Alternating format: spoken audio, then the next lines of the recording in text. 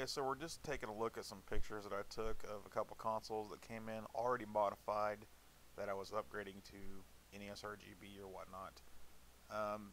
This is fairly common to see with the electrical tape put down on the top RF shield and then some kind of circuit board sort of taped down to the top of that. I believe there's some video out there that shows the guy doing this exact same thing. I'm not a huge fan of it, but it works okay, I guess.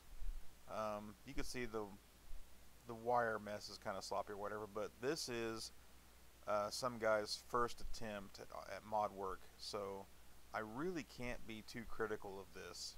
Although I don't think that it actually worked, and if it did work, it wasn't going to work for very long for various reasons.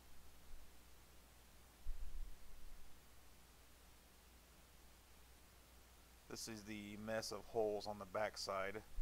Didn't remove the sticker, didn't get the hole spaced correctly, and ended up putting the jacks on the rear panel. And one of the wires pulled right away from one of the RCA jacks. This wire pulled out of a badly soldered butt connection covered in electrical tape.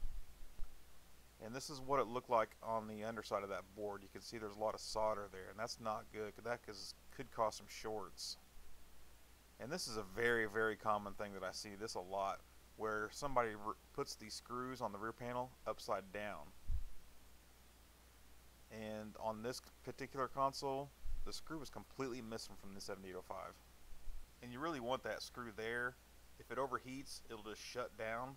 So you really want the 7805 to be attached to the heatsink. Kind of a similar situation with this one, except the amp was built between layers of electrical tape.